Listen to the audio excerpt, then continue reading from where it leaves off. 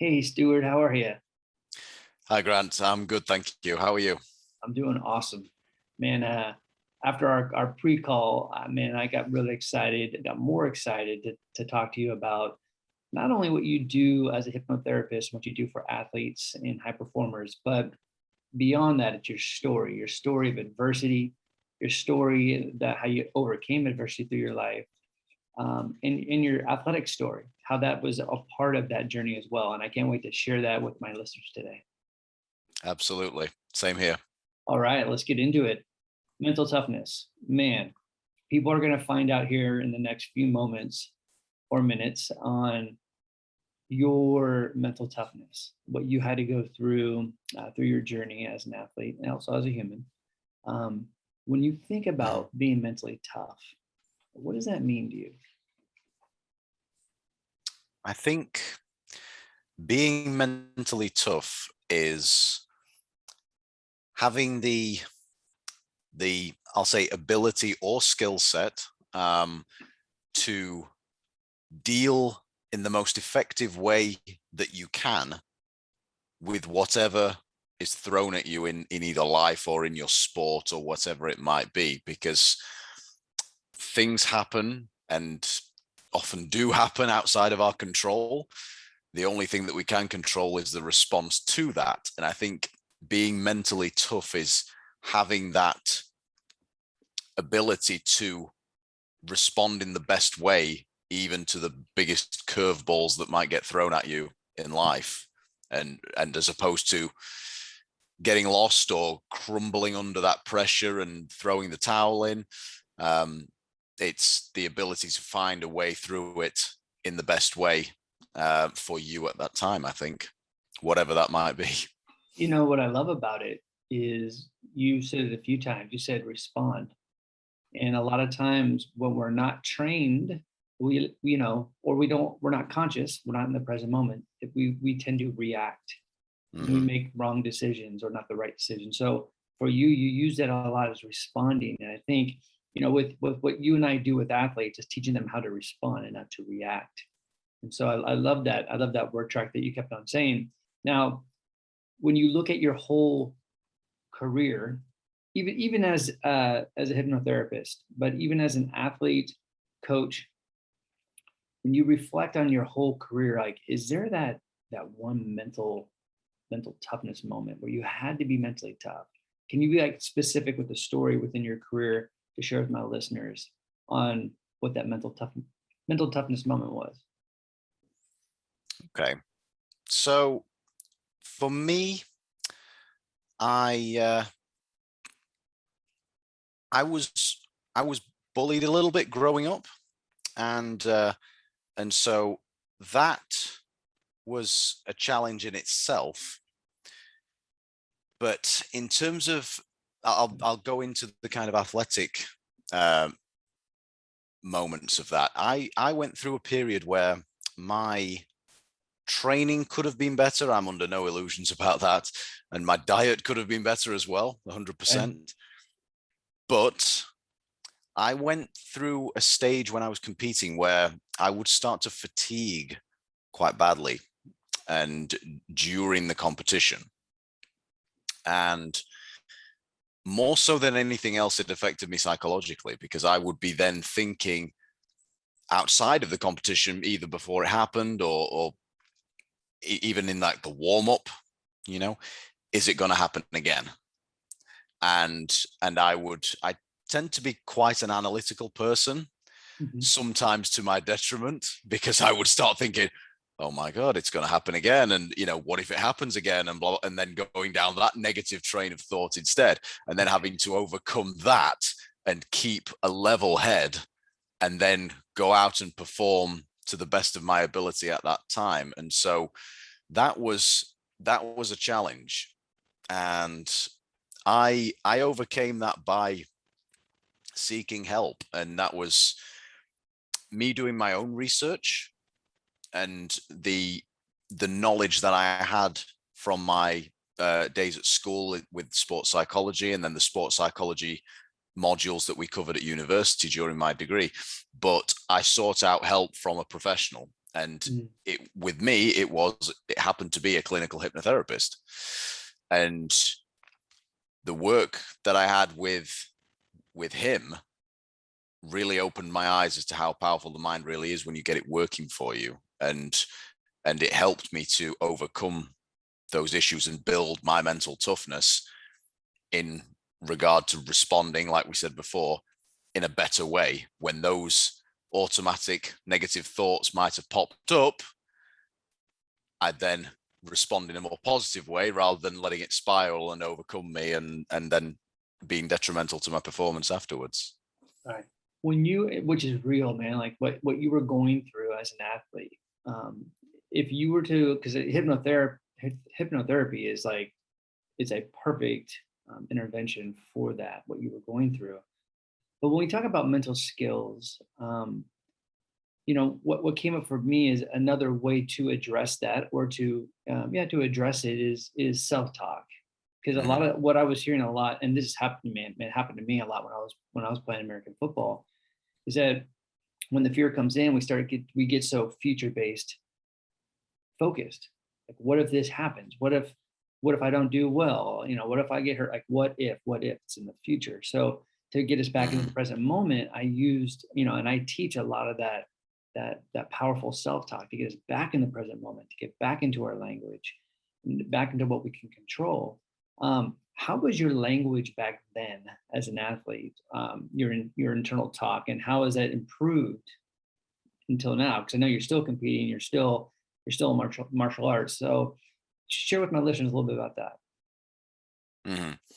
So yeah, I think honestly back then, around this sort of time, I wasn't as conscious of my own self-talk as I am now, and as I have become over the years. And you touched on being conscious and being present and aware before, Grant, and I think you're exactly right, because you have to be aware of the words that you're telling yourself, and not only that, but the feeling and the emotion that goes with those words, because oftentimes it's not just a word without feeling. That there's a lot of emotion in those words sometimes that we tell ourselves, rightly or wrongly, and it's gauging that correctly. And so I think, going back to your question, at the time, I think I would be telling myself the wrong things. My self-talk wouldn't be very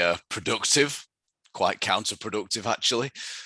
But then since I've become aware of that, I would be able to catch myself and recognize that I'm not my thoughts, and these things are just those automatic negative thoughts that sometimes the mind just throws out there.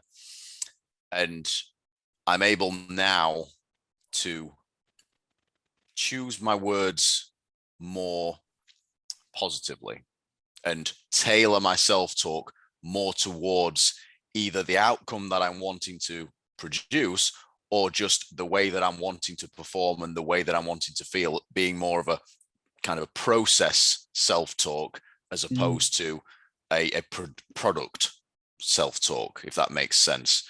So yeah, tell myself that I'm going out there to perform to the best of my ability, or I'm going to do certain skills or certain techniques, rather than I'm going to win or whatever it might be. Yeah, that's how I would approach it now. That's awesome. Yeah, because I think there's different kinds of self-talk. There's that motivational self-talk, I got this, I'm a champion, let's rip, let's go, let's show up. Like, that's that motivation. And there's the instructional self-talk where you're walking yourself through the technique, or you're walking yourself through the process, and you're not thinking about anything else except for that process. So you're dialed in, you're locked in, with that instruction and with your language. And then if you can, get the reps in where you can actually put some emotion into it, then you're even more connected. And that's what I love about what you just said about, words are just words, but sometimes, especially in performance, if you can connect the emotion to it. And I'm going to riff here a little bit. I'm going to bring in some hypnotherapy on this, but Sure. How can hypnotherapy inject some of that? And I could be coming from left field here, but like, if someone's trying to increase their internal dialogue, their self-talk, how does this intervention help that? How can, because I work with athletes all the time, and I'm, it's a process to get them, because they tell me words all the time, like I'm a champion, I'm a leader, but then they're just saying that because they know that they've heard it, but they don't know what that feeling is. And again, you can do a lot of visualization, some other techniques, but how can hypnotherapy kind of increase that internal dialogue? Mhm. So I'll give a little example to illustrate my point. But when someone is in a hypnotic trance, their brainwaves have changed from that beta state through an alpha state into the theta state there, which is where the magic happens. Essentially, that's where we're most suggestible. Mhm. And the filter and the critique of the conscious mind is kind of put to one side. And so I can then be giving positive suggestions to that client that is going to bypass those filters and kind of going straight into the hardware essentially of the mind. And I can then program certain neural pathways with certain phrases and certain terminology that's going to resonate with that person. And going in at that deeper level, they'll adopt it more deeply, and it will have a more positive effect on them. The example that I'll provide is with a former client of mine from a number of years ago who was after weight loss. So she wasn't an athlete. She was just having hypnotherapy with me for losing weight. And from what she had told me, she didn't say it in these words, but everything that she was saying to me, my perception was that she felt like she was out of control with her food. She was a mother, she was working full time, she was trying to exercise as well. She was running around after family and all the things that a lot of people have to do in day-to-day life. But I got the impression that she felt like it was a bit out of control. Mm. Things happened and she just had to react rather than respond, around her. Right. And so one of the hypnotic suggestions that I gave her during a hypnosis session was that you are in control, or you are in complete control of the way you respond to these situations. And I kept saying that over and over while she was in hypnosis. And that what I found amusing, but also I was really pleased with it, because it just showed that it had gone in, it had gone into her mind. The Yeah. following time I saw her, we were discussing, how the week had been. So this was a week removed from that session. And so, how's it been? What have you been like with your food intake? How have you been feeling about your food, your diet, etc.? And the first thing that she said to me was, I'm really surprised because I've just felt so in control all week. And that was her exact words, after I'd been saying, you are in control over and over and over again. And she'd been so much better with her diet that week as a result. And she said, like I say, she just said, I've just felt completely in control. And that's an example of how hypnotherapy can help, because we can get down into the subconscious mind and rewire some neural pathways there, and then really get more feeling to that self-talk, provided that it's resonant with the client and what they're after. Yeah. And it's programming Mhm. in a very positive way. I know some people are like, well, I don't want to be programmed. Well, you're living in a very hardware software world right now. We all are. So if we can get our system, and also remove the apps or the software or the hardware that's not needed anymore, you have more control, and you'll be more connected to your system. So I love that. Now we're going to jump back to hypnotherapy and what you're doing for clients, and kind of your journey with that. Mhm. But I want to get a little bit, as an athlete, because you spent majority of your whole life in martial arts. You spent most of it too in various, roles, if you will, for the national team for Great Britain. Share a little bit about that, your journey, what got you into martial arts and kept you not only doing it and going through all the ups and downs, but like staying with the national team? Because it seems like when you were sharing that story, it's like there's like kind of this up and down, a lot of politics, a lot of things you couldn't control, but you kept on doing it. Share a little bit about that story. Sure, sure. So I first started when I was 6 years old, and apparently I don't remember this, but apparently I was being bullied at school, and that was why my parents wanted to put me into some form of martial arts, just to boost my confidence and to teach me to defend myself. As I say, I don't remember that, Mm. but what I do remember is that my dad was always a big fan of Bruce Lee. He was sort of mid-teens at the time when the big Bruce Lee boom was happening. I remember him telling me that him and his friends would be doing flying sidekicks across the classrooms at school and stuff like that. And so even from that young an age, I remember watching the old VHS tapes of Enter the Dragon and other Bruce Lee films because they were in the house and my dad was a big fan. So that, obviously, those two things were what got me into martial arts. But then I think I must have had a bit of an aptitude for it anyway, a bit of a natural ability for it. And I really enjoyed it. And so it was something that definitely boosted my confidence. Being bullied at school and being a little bit shy and things like that, it made me feel good to know that I was actually good at something. I could do this, and I could get the belts. That the belt system really helps as well in terms of a sense of achievement. Right. And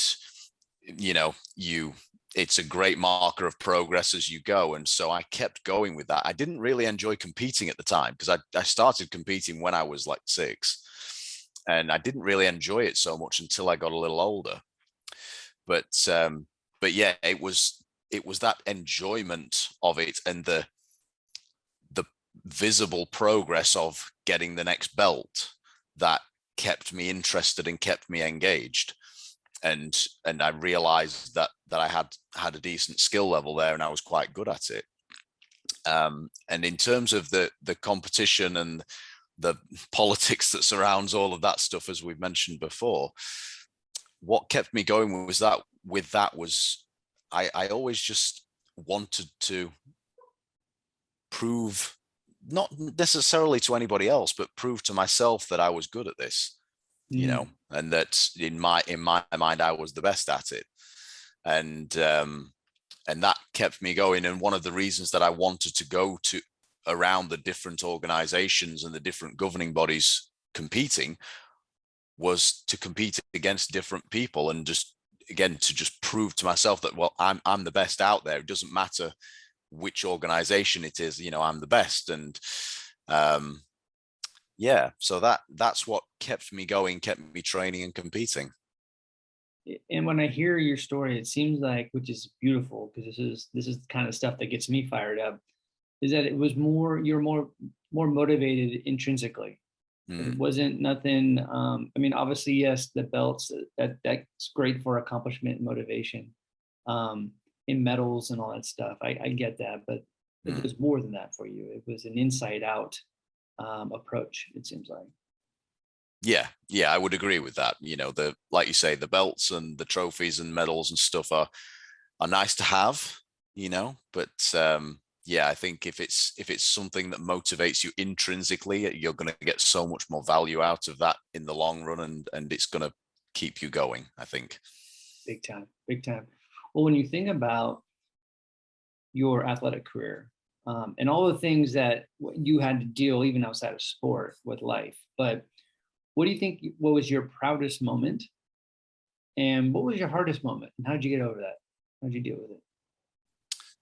It's a good question. I think proudest moment, I probably have a couple. And the first one of those I would probably say would be getting my black belt. And I got my black belt at the age of 8. I'm still not entirely sure on how that worked out chronologically, because it was supposed to take roughly 3 years, so, and yet I got it before I was 9 years old, but I'd also tested for it previously and failed. And that was a big moment, because I'm from a smaller town in the north of England. And for my first black belt grading, there was a bus full of students, Taekwondo athletes from Doncaster, my hometown. And we were all traveling down towards London, to a city just north of London. And the grading was with students from all over the country.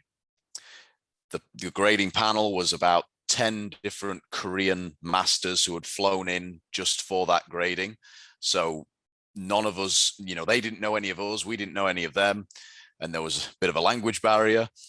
And the way that you found out after the grading had happened, the way that you found out whether you'd passed or failed, was that someone on the panel would read your name out if you'd passed, and they skipped you if you failed.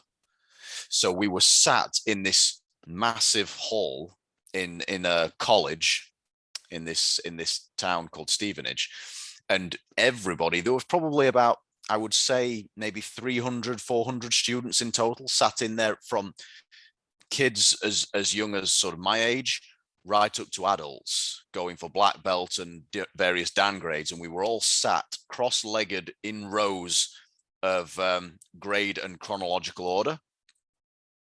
And so, we knew the people around us by name. And so when their name got read out, you'd be thinking, okay, I'm next. And they skipped my name and they went to the person next to me. And I was 8 years old, and that absolutely destroyed me. Wow. I would, especially because my coaches back home told me that, I don't know if you say this in America, but my coaches told me that I would walk it, which over here means you'll pass easily. You'll do it. You'll win, easily. Yeah. So I was told that prior. So I went in with a lot of confidence thinking I'm going to do this, and I failed. So I was absolutely heartbroken. But again, I don't know if it was my parents that pushed me in to go and, and test again, or if it was me wanting to go back and prove myself. I'm not sure on the details of that. But then when I tested again for my black belt and passed, the sense of gratification, that was fantastic. That was one of the proudest moments, certainly. And then the other one would probably be when I won the world title in Sicily, in Italy there, because one of the people that I had to beat was a friend of mine, but also competitive rival, and we were big rivals on the tournament circuit. Yeah. And I beat him to win the world title. So yeah, he likes to remind me that he's beaten me in competition more times than I've beaten him, but it was only in the nationals. And I always like to remind him that I won the big one. I won when it counted, Exactly. But yeah. And as for worst moment, I think I've answered that inadvertently there with the failure of the black belt the first time. Right. That was that was a rough one. Well, what's interesting, like, failing sucks. It just does. But the more that we can actually have a relationship with failure and know it's a part of the process to be successful, is where we want to work with athletes and performers to have a better relationship with failure. At 8 years old, dealing with failing probably sucks. But I think that the earlier you can actually be with it, go through the motions, work through it, go and, obviously have a support system, especially when you're that young. But do you think, as much as it sucked at being 8 years old and going through all those emotions in the moment, do you think it was beneficial for you to deal with that early in your life? And how's that shown up throughout your life as far as dealing with adversity? That moment, was that a milestone moment for you? 100%, because I vowed shortly after that to myself that I would never fail a grading again. And I didn't. That situation, like you say, it had to happen. And I think because it happened early, it then set the precedent that, yeah, this is not fun. I don't like feeling like this. So I'm going to do everything that I can that's within my control to ensure that it doesn't happen again. And sure enough, it's happened outside of my control. There's been tournaments that I felt that I won and I'd ended up losing. And one of them through the joys of social media, there's a photograph with me on the second step of the podium from the World Championships in Holland in 2012. There's a photograph on Facebook somewhere with me with a very annoyed face, I'll say, because I should have won that one, and everybody said it. All everybody that was watching from various different countries, they all told me that I should have won that, and it looked like there was a little bit of influence, shall we say, for this Turkish guy, and he ended up winning.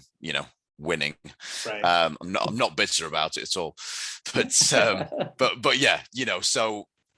But I've dealt with that, and yeah, having that experience early on, I think definitely equips you with, as you've said there, Grant, just the ability to overcome it and deal with it better in the future.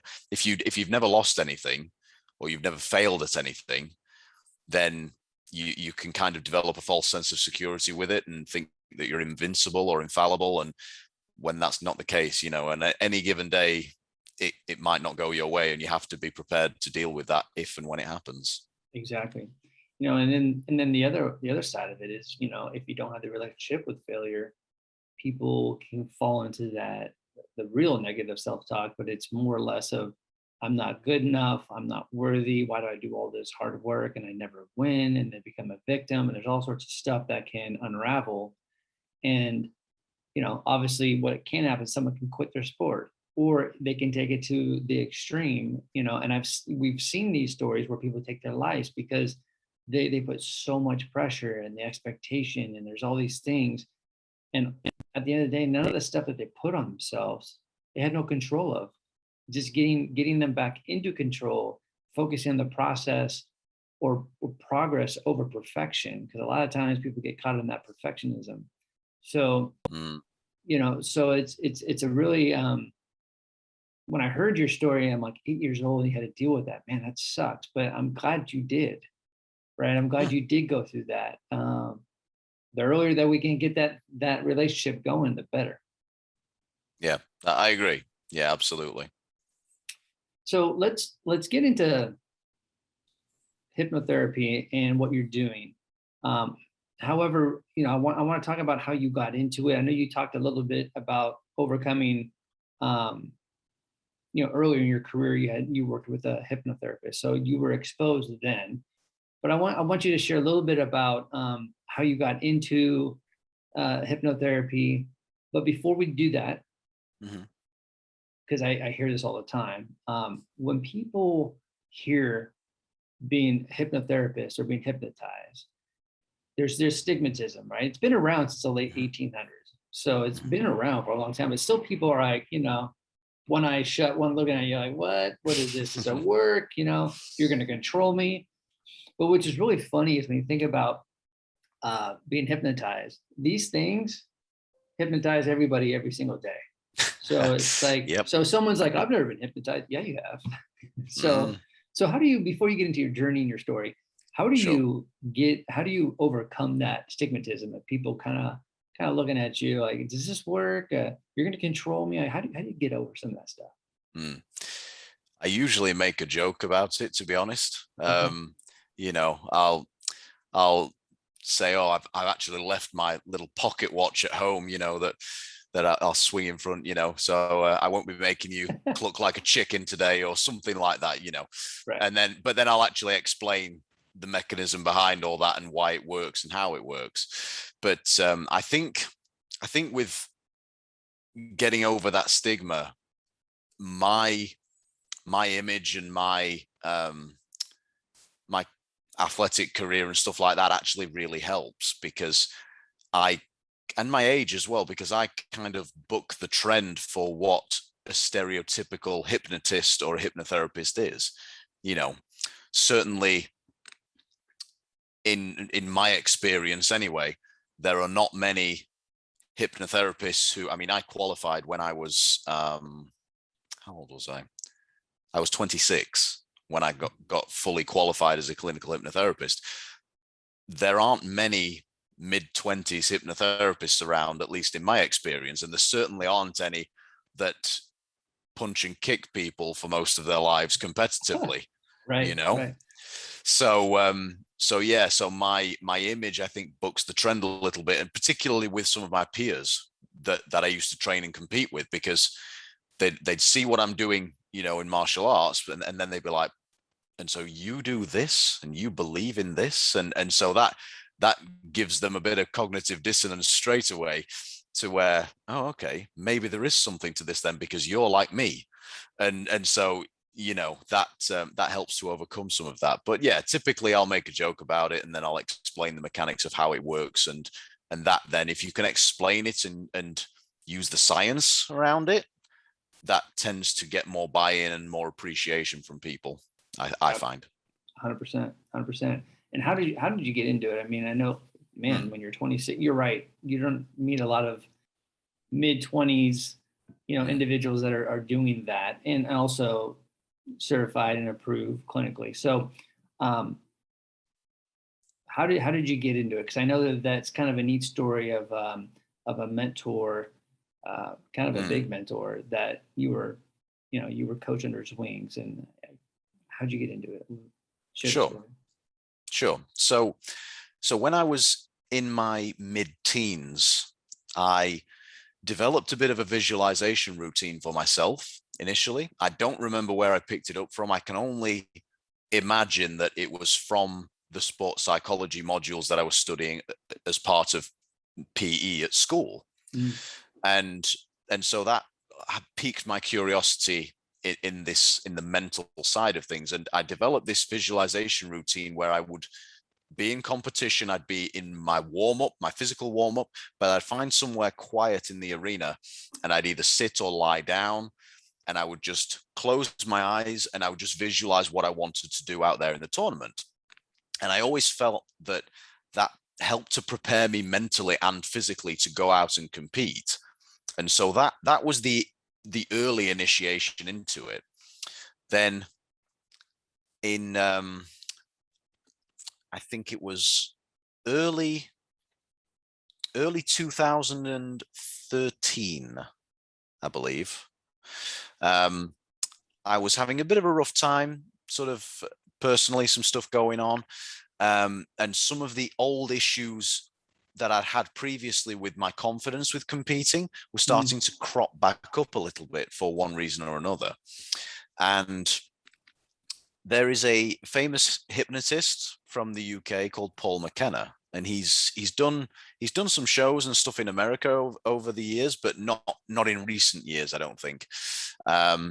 And so, but he's quite famous. He's quite renowned. He likes to name drop a lot of his famous friends when he's talking and stuff, and in his books. But he was releasing a book at the time in early 2013 on a new at the time technique called havening, which comes under the umbrella of amygdala depotentiation therapies or desensitization therapies, depending on the terminology you like to use.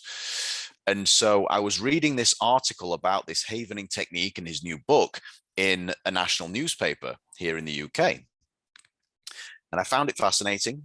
It was really interesting. Obviously, given my state of mind at the time, it was much welcome to have something like that come into my life.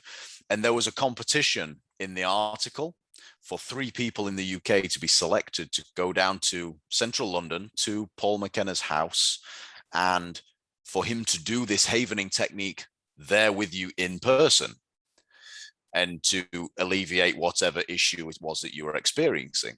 And so, of course, as I said, my mindset wasn't great at the time. So I thought, what the heck, I'm going to enter this competition. And so I did, and I was fortunate enough to be selected. And so I went down to central London to Paul's house. I met him, and he and I got along really well to begin with, initially anyway, because were both massive fans of Bruce Lee. Mm. And so we had that in common straight away. So we were discussing Bruce Lee movies and stuff straight off the bat. And yeah, so as the day went on, we did the havening technique, and it was amazing. It really shifted my whole mindset and perception about what was bothering me at the time. And with that, I asked him while I was there, I said, I am absolutely fascinated with this world, the hypnotherapy work, the mental health work, etc.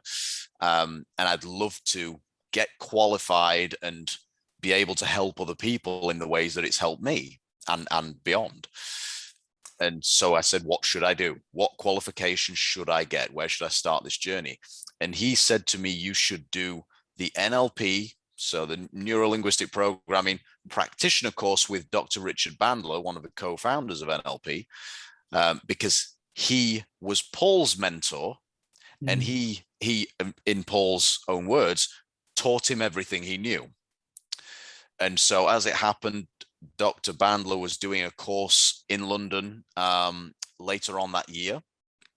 And so that was the first thing I did. I booked on that course, did that qualification, got the NLP practitioner qualification. And then through the wonders of Google, I started seeing adverts for clinical hypnotherapy qualifications.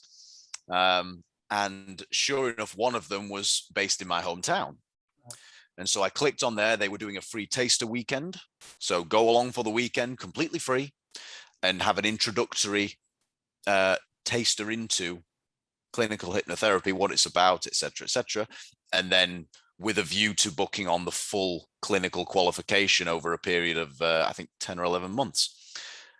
And so I went on the taster weekend, and yeah, I was pretty much sold straight away. The only thing that was giving me pause for thought was the cost, considering that I'd just recently paid £2,500 for this NLP practitioner course, Right. to then shell out another £2,000 on another qualification very quickly. I mean, I wasn't absolutely loaded with money at the time, so it was a big consideration. But I'm so glad that I did decide to do it, because it set me up on this journey, and I've been working with clients ever since I qualified.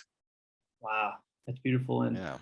when you think about this work, the work that you do, the cool thing about what you do, even though it's hypnotherapy, but you're working with all different kinds of athletes, and you have different disciplines and different agendas. You're dealing with weight loss, you're dealing with performers, all different kinds of things. We'll get in that in a second. But what fires you up being a hypnotherapist? Seeing such a profound change in my clients so quickly.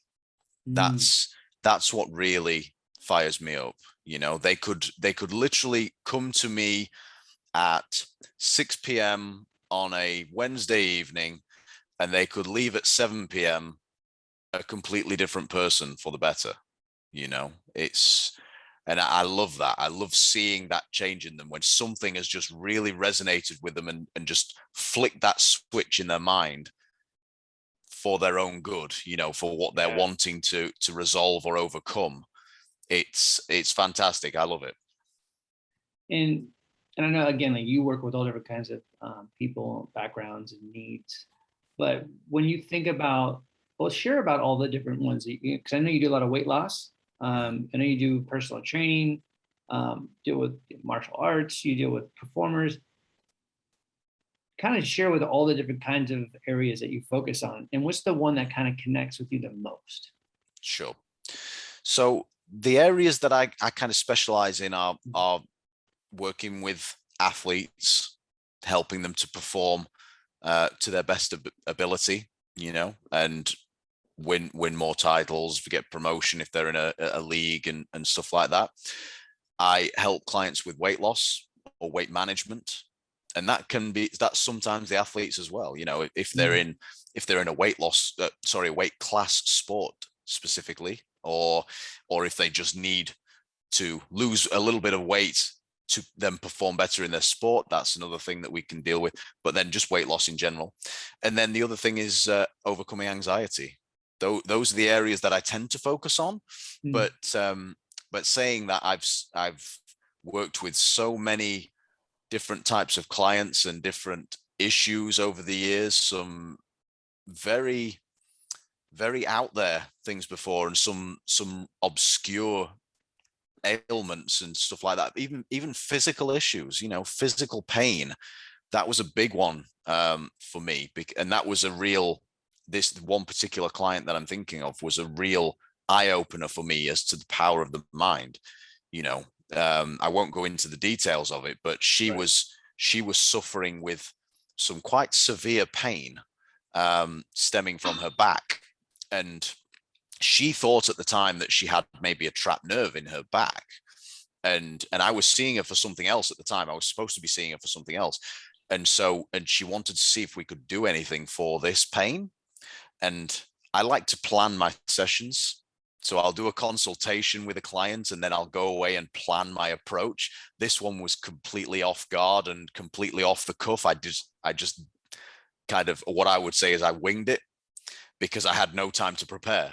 She just came to see me about something else and just presented me with this, unbeknownst to me.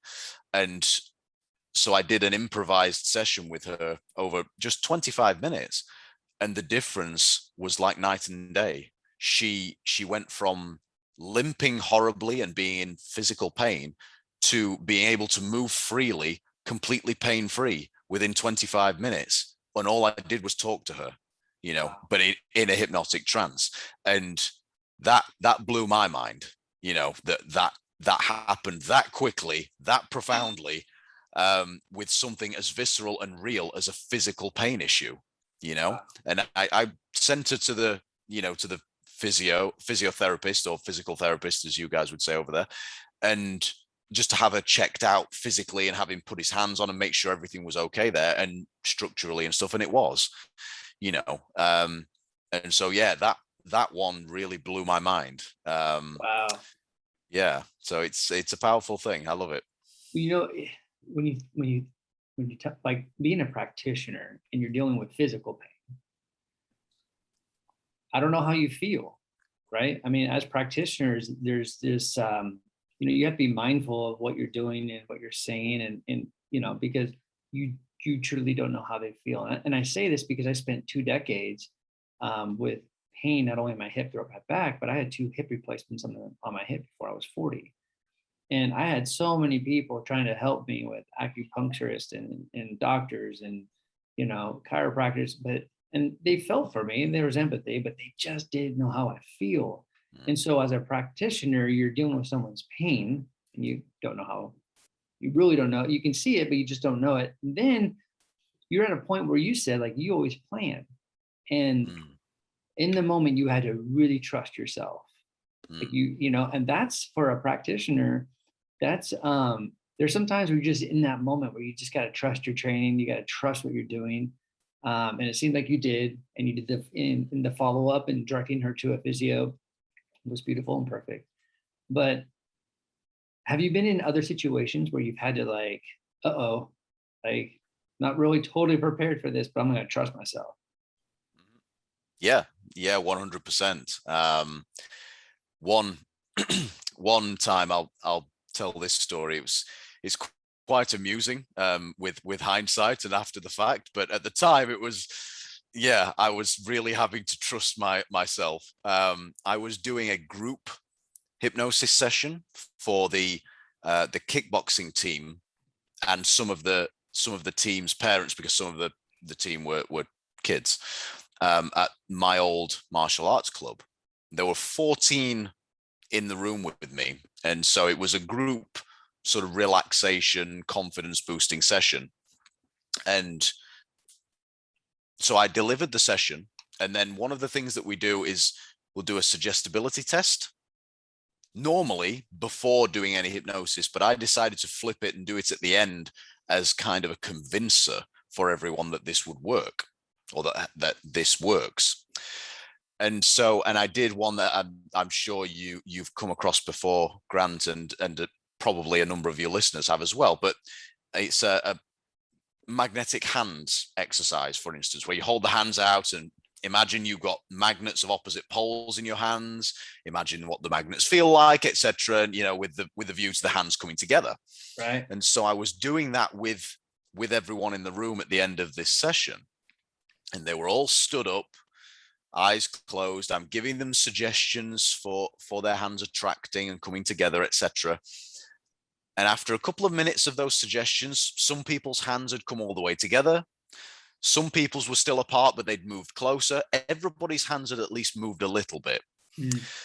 And so after that couple of minutes, I said, okay, everybody open your eyes, look at your hands, look at your neighbor's hands, have a giggle, have a laugh. And so everybody was amazed by it. And they thought, oh yeah, that's really cool. They were having a laugh and stuff. And then I said, okay, you can relax your hands and put them down now. And everybody did except one person. And her hands were like this. And she said, no, I can't. And I just kind of smiled and looked at her and I said, you can. And she went like this, just to illustrate to you on the camera, Grant. She went, no, I can't. And I could see she was starting to freak out, like her hands were stuck solid together. And so I mean, I'm going to swear now just because of what I thought at the time. So in my head, I thought, shit, this has never happened before. And I'd not that long qualified. So my experience was limited, with this. And so I went over to her and I channeled my inner Paul McKenna. And I got her to just look at me and just focus. And I just said with complete confidence, you can open your hands now. And I clicked my fingers in her ear and she went like this and her hands came apart and she freaked out in a good way. And everybody else did as well, because everybody was watching at that moment, man. And so it was the ultimate pressure moment. And I just played it cool. I was just like, well, there you go, you see. But in my head, I'm thinking, thank God for that that actually worked. But yeah, I trusted it in the moment. And it paid off, But again, it's another illustration of how powerful this thing between our ears is, Oh man. And I've heard of stories actually like that, but it's it makes sense why that could possibly happen. Man, beautiful story. Thank you for sharing that, man. That was great. That was great. So, I mean, I could talk to you for another hour. There's so much more. But how do my listeners, how do they learn more about what you do, hypnotherapy, if you will, but how do they get connected with you? How do they look at, find you on social media?